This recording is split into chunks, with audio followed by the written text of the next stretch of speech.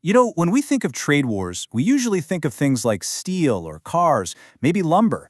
But what if I told you the next big geopolitical fight was being fought over garbage? Yeah, you heard that right. This is the wild story of how a literal river of Canadian trash flowing into the US sparked a massive conflict, and how some seriously cool new tech might be the only thing that can stop it. So here's the game plan for this explainer. First, we'll look at this insane flow of waste itself. Then, we'll see how tariffs turned that flow into a full-blown crisis. After that, we'll check out Ontario's fiery political response before we pivot to a pretty unexpected high-tech solution. And finally, we're going to ask what all of this really means for the future of trade right here in North America.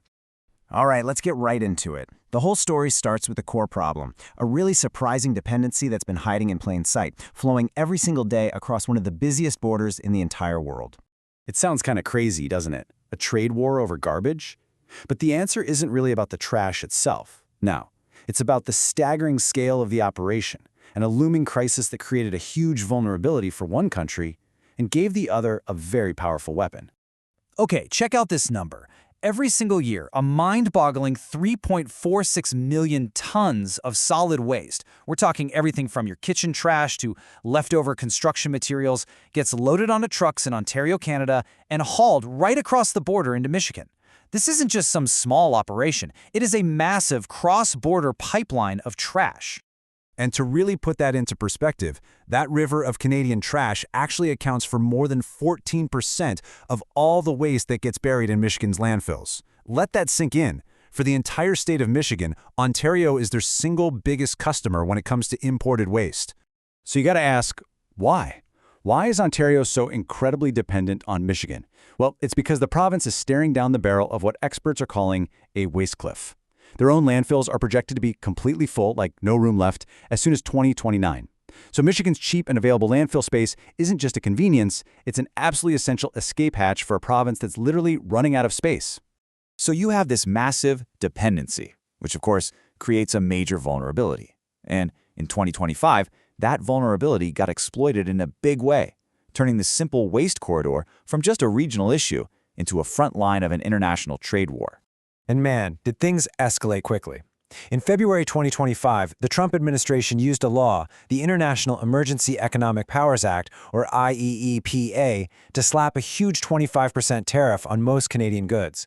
By October, they expanded those tariffs to specifically include heavy-duty trucks. Now, even after the Supreme Court ruled against using IEPA that way in early 2026, the pressure didn't let up. The administration just pivoted, using other trade laws to keep the heat on Canada. And this right here is where it all comes together. Those tariffs on heavy-duty trucks and their parts, they were a direct shot at the logistical backbone of that waste corridor. All of a sudden, the cost of moving millions of tons of trash just skyrocketed. Ontario's waste cliff wasn't just some local problem anymore, it had just been turned into a geopolitical weapon. So, faced with this kind of economic pressure, Ontario didn't just back down. Nope. The province, led by its premier, decided to fight fire with fire, and that just escalated the whole conflict even more. And Ontario's premier, Doug Ford, he did not mince words. He framed the U.S. tariffs as a direct attack on his province, on its economy, on its workers, and he promised to hit back hard.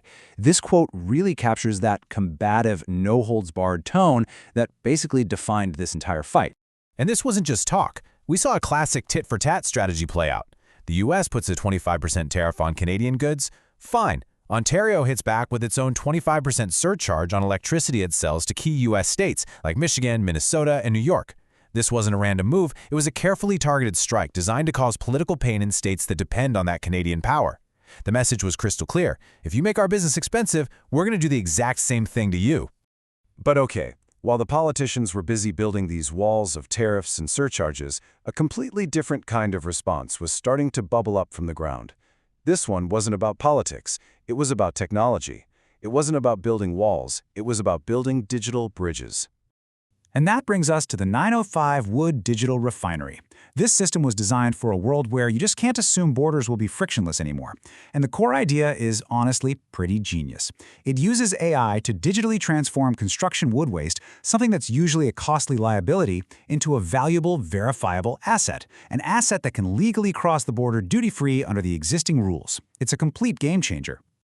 So how does this thing actually work? Well, it's a surprisingly slick three-step process. First, a worker on a job site just uses a regular Pixel 10 Pro phone to scan a pile of wood waste. The AI right there on the phone instantly figures out what it's looking at. Second, a legal AI engine, you can think of it like a super-fast digital lawyer, cross-references that scan against all these complex environmental laws. And finally, if the wood is clean, boom, the system generates an official audit-proof USMCA certificate of origin. That piece of paper proves it's a valuable raw material, not just waste, letting it dodge tariffs and even qualify for carbon credits. And this right here is what makes it so powerful. It's called explainable compliance. See, the AI isn't some mysterious black box. If a load is contaminated, it doesn't just say, nope. It gives you the precise, legally backed reason why, pointing to the exact regulation and the chemical reading that broke the rule. It takes what used to be a guess and turns it into an objective, undeniable fact. So this whole situation brings us to a fundamental choice. The Great Lakes trade war has basically revealed two very different paths forward for the future of trade in North America.